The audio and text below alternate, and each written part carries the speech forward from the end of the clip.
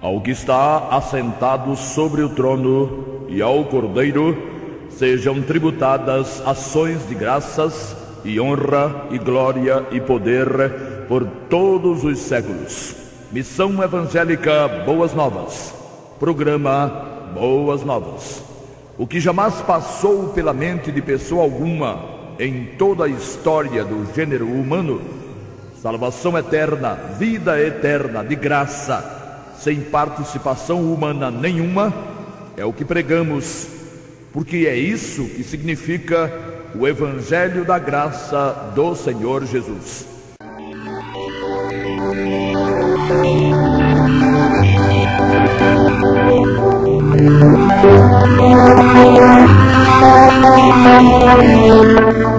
Nos desertos acontece um fenômeno curioso e muito frequente, devido à reflexão total da luz do sol sobre superfícies aquecidas de ar. Tal fenômeno é chamado de miragem. É um efeito óptico, uma ilusão, um engano dos sentidos que resulta numa tremenda decepção. Aquele que sofre uma miragem, no momento em que a sofre, alimenta a alegria de ter aquilo que gostaria de ter. Normalmente água, muita água, e termina por constatar não haver nada de água, agravando-se assim sua situação. Se já sofria com a necessidade de água, agora sofre também com a decepção. Alimentou durante algum tempo a certeza de que a situação estava contornada, mas agora sofre duplamente.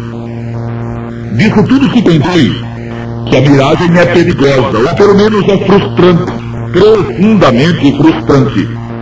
E se já é frustrante uma miragem no aspecto físico, quando sempre sobra a esperança de encontrar um ótimo cliente, imagine que então o que é miragem no aspecto espiritual, no aspecto eterno, quando não existe mais esperança.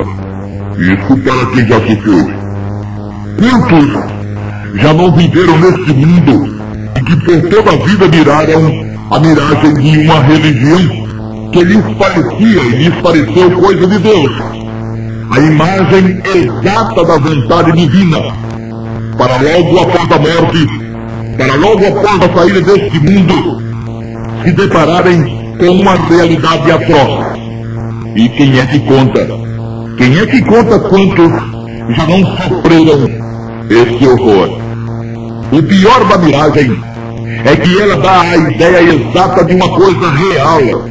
A ideia que aquele que é por ela atingido deseja no seu mais íntimo ser. Na questão do deserto, a miragem é quase sempre a miragem de águas abundantes. Exatamente porque os que caminham por desertos ou os atravessam desejam fontes de águas. A combinação do forte desejo na alma, mas o reflexo dos raios solares sobre as camadas de ar aquecido desenham na mente do caminhante o quadro ou de um oásis falso ou de rios caudalosos. Quem quer que professe uma religião, insistimos na ideia, tem enquadrado na mente a certeza irremovível da infalibilidade daquela religião. É a miragem da alma. O ser humano foi criado por Deus como um ser tricótomo. Diferentemente dos animais que apenas possuem corpo e alma, o homem, o ser humano, sendo como é, imagem e semelhança daquele que o criou, carrega um item a mais, pois carrega o espírito. Aliás, rigorosamente, o homem não carrega um espírito, ele é. Veja, ele é o que parece ser. Esse ser que parece ser, ele não é. Pois Deus, que criou o homem, não é o que os olhos físicos possam vislumbrar, nem os sentidos perceber. Quem percebe Deus, quem o conhece, conhece com seu espírito, com seu homem interior. Daí dizermos não ser o homem aquilo que parece ser, pois que o homem verdadeiramente não é o corpo e a alma. O homem, imagem e semelhança de Deus, é o espírito. Muitos religiosos que, apesar de algum empenho, não conseguiram perceber a diferença entre o homem e as demais criaturas com alma, têm insistido para sua própria desgraça na afirmação de que tanto quanto qualquer ser com corpo e alma, o homem, apesar de ser imagem e semelhança de Deus, também só teria isso, ou só seria isso, um ser com um corpo e com uma alma, ou seja, um ser dicotômico ou dicótomo. Como a alma é tanto quanto o sangue e o fôlego, mas a habilidade de raciocinar e de decidir, chegaram esses à fantástica conclusão, fantástica aqui, obviamente, entre aspas, que terminada a vida do corpo, ou terminada a vida do corpo e da alma, já seria todo o homem em quietude total, esquecido de quem foi e de quem é, dormindo profundamente o sono do nada. Os pais dessa beleza de pensamento, Ellen White e Charles Taze Russell, ainda que muitos outros os tenham seguido nessa funesta caminhada, devem estar ainda pensando, mesmo muito tempo depois de terem morrido, sobre o tamanho da tolice que inventaram. Se lhes fosse dado o privilégio de alertarem seus seguidores sobre o abismo existente nessa crença, eles, que absolutamente não eram pessoas más, o fariam agradecidos, como tentou fazer o rico da história contada por Jesus. Só que Helena e Russell, quando por aqui estiveram, acharam que a história contada pelo Senhor era e foi uma parábola, e que, numa parábola, Jesus podia ou poderia ter usado fantasias. Quem iria ligar para uma simples parábola? Aliás, e bem a propósito, o discípulo de Ellen White, Alejandro Boyon, em seu desastroso livro O Terceiro Milênio, na página 86, escreveu, referindo-se ao texto de Lucas 16, de 19 a 31, o seguinte, abre aspas: esse relato é uma parábola, e as parábolas usavam o que o povo cria, fosse certo ou errado, como base para ensinar uma lição espiritual, nunca uma doutrina. O quadro que essa parábola pinta, diz Alejandro, não é literal. Ele é tão irreal que você terá dificuldade para responder às seguintes perguntas. Primeiro, de que tamanho era o seio de Abraão para que lá coubessem todos os espíritos dos mortos? Fecha aspas. E ele teve coragem de fazer mais 3 indagações tão destituídas de senso crítico quanto esta. Deixamos de citá-las por 2 motivos. Porque são ridículas e para poupar o nobre ouvinte. O que é que um religioso não faz para sustentar lá suas crenças? O cidadão não teve o menor pejo, a mínima vergonha de dizer que Jesus citou o que havia na história que ele, escritor, insiste em chamar de parábola, e que Jesus o fez sem compromisso algum com a verdade. Que fosse certo ou errado, era naquilo que o povo cria. Quer dizer, o senhor Alejandro Boyon escreveu que Jesus usou uma parábolazinha qualquer, muito suspeita, com ensinos errados, só porque queria ilustrar lá uma coisa qualquer. Se isso fosse verdade, teríamos que admitir ter Jesus errado e mentido, pois quem faz uso de uma mentira é tão mentiroso quanto quem a produziu. E tem mais uma. O Senhor teria feito uso do nome de Abraão para dizer ter Abraão dito o que Abraão jamais houvera dito. Jesus, nesse caso hipotético, seria um tremendo mentiroso por contar uma história que nunca acontecera e ainda acusando Abraão de também mentir, já que, mesmo dormindo o sono da morte, como eles lá admitem e ensinam, ele falara com o rico. É sofrimento. Sustentar mentiras é dose. A mentira tem pernas curtas e mesmo conseguindo ir longe, normalmente é ela desmantelada e desmoralizada. Quanto à perguntazinha ridícula sobre o tamanho do seio de Abraão, vê-se logo ser coisa de quem está perdido e sem argumentação sólida. O seio de Abraão era parte do Hades onde permaneceram até a cruz todos os que morreram debaixo da promessa feita por Deus a Abraão, que nela crendo, ou seja, crendo na promessa, foi justificado nos termos de Gênesis 15:6, onde se lê: e creu ele, Abraão, no Senhor, e foi-lhe imputado isto por justiça.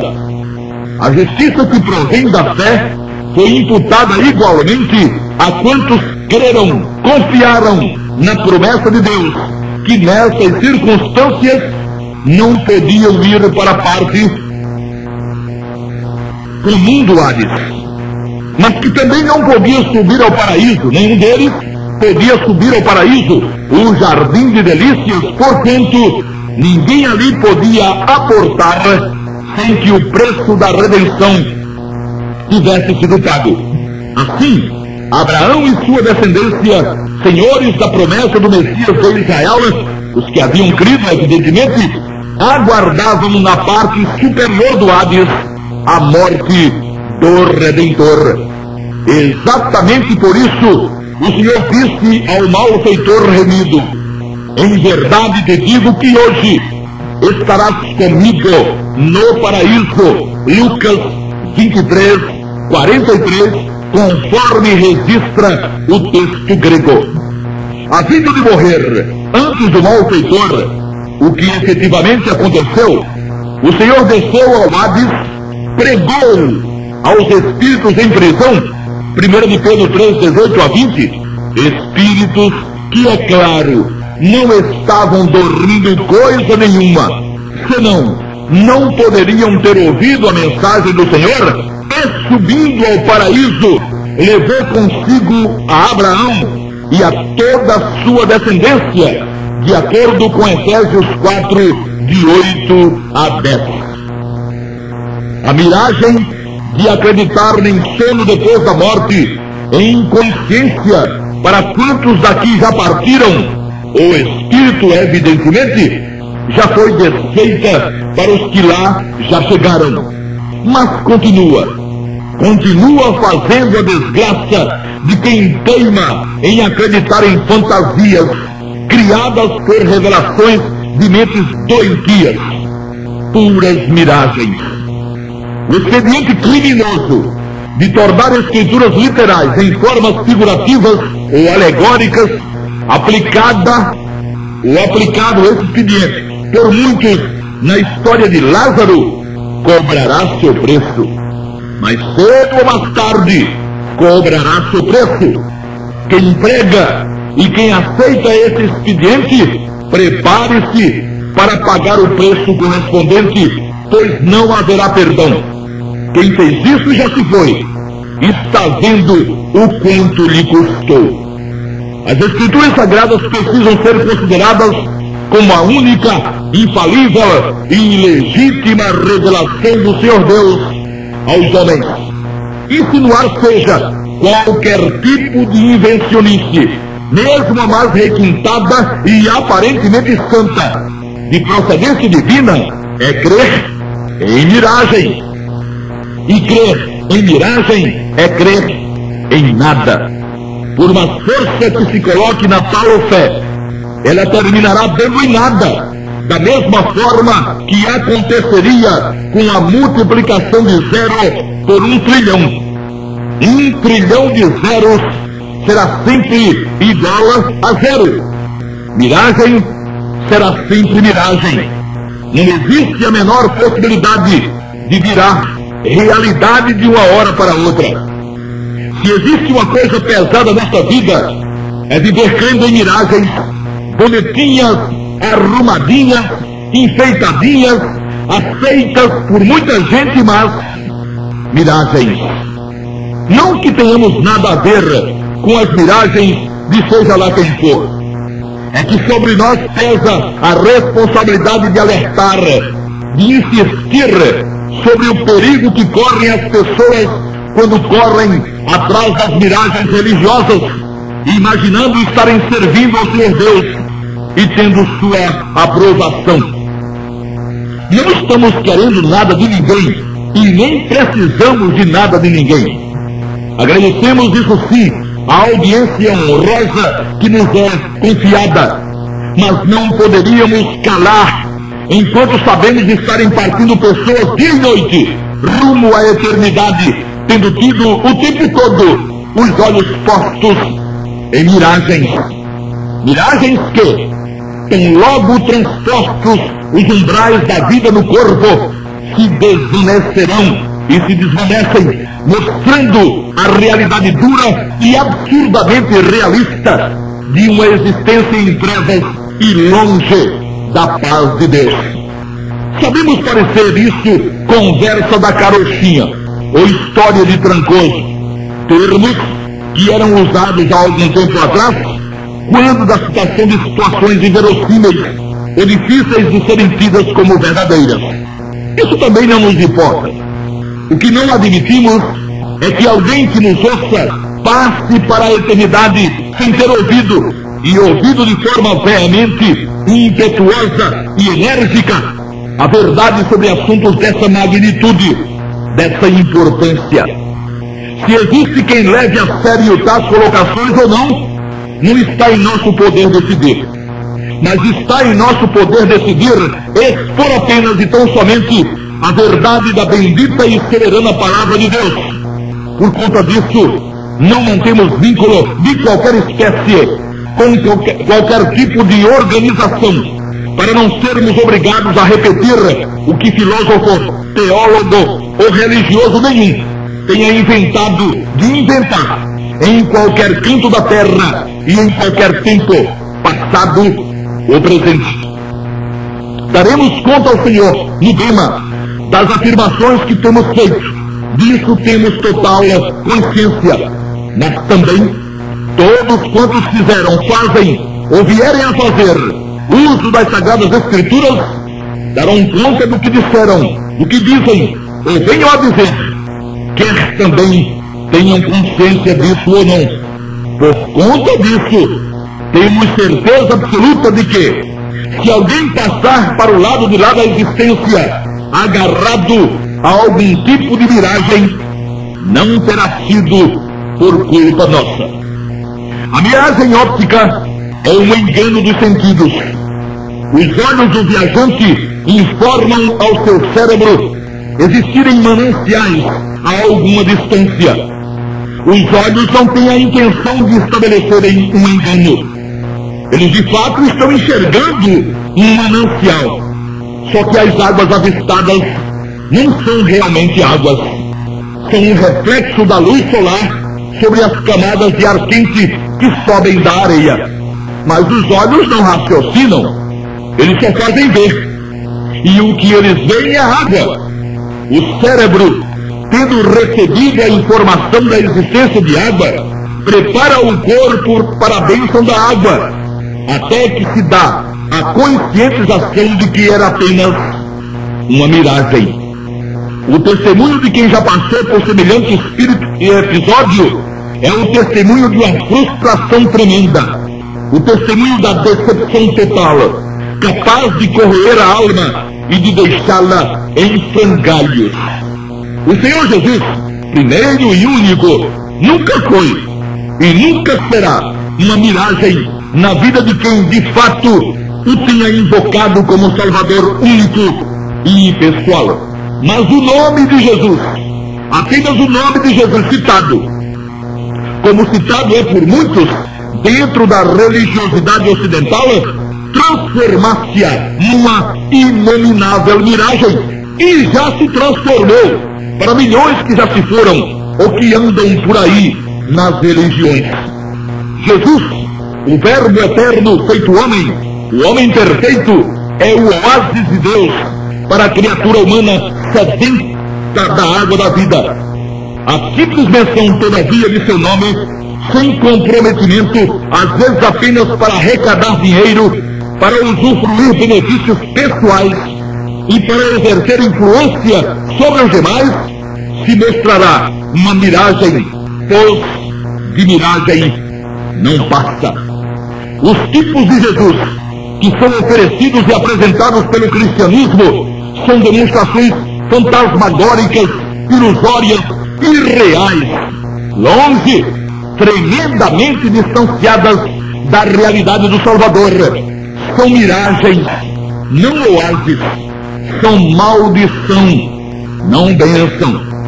O Jesus que ajuda na salvação, que ajuda na guarda da lei, que ajuda Maria a salvar, que ajuda alguém a perseverar, que ajuda quem se ajuda, é o Jesus da miragem.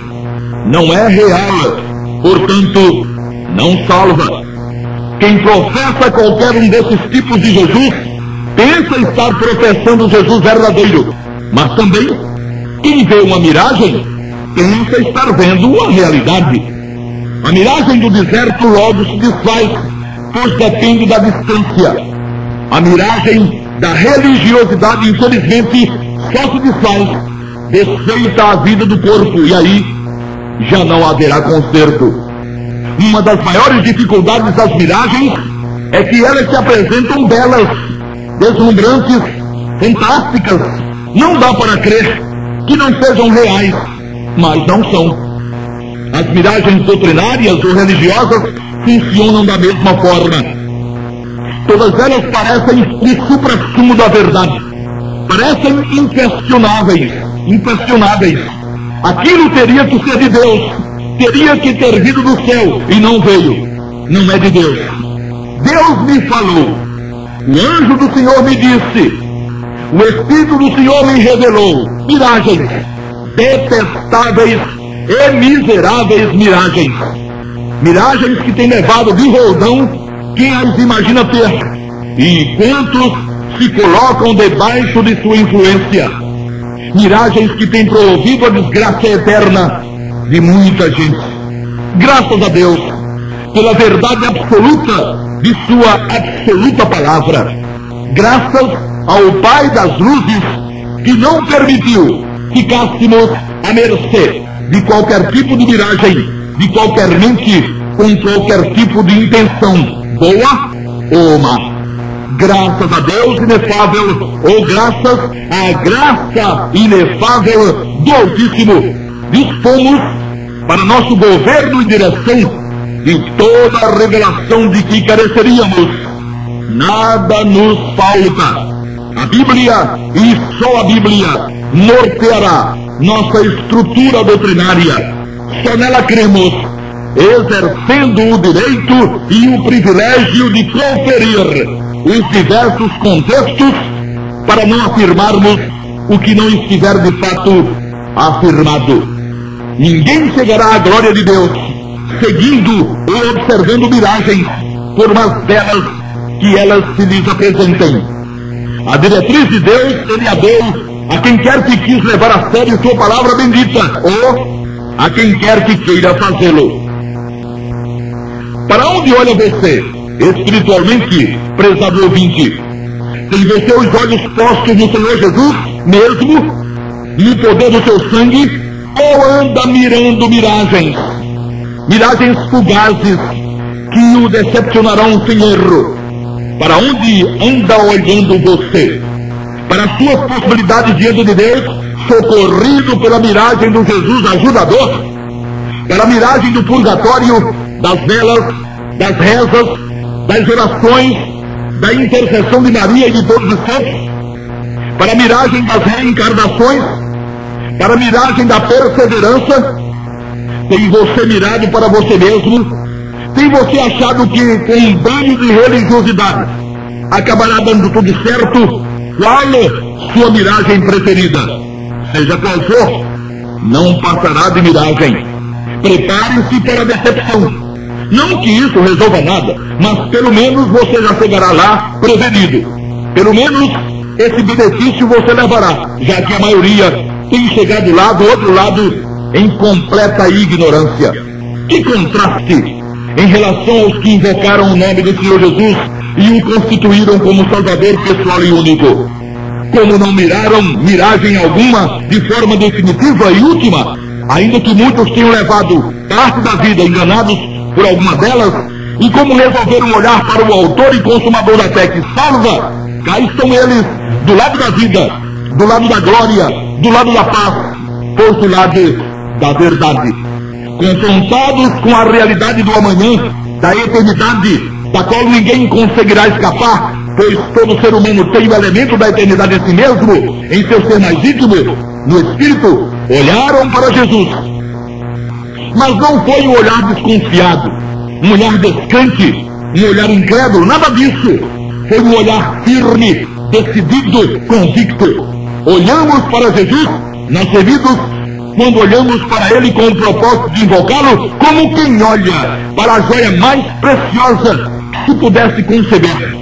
Olhamos para Ele com o propósito de não olharmos para mais ninguém no assunto da eternidade. O remido foi alguém que se apaixonou pela história da cruz.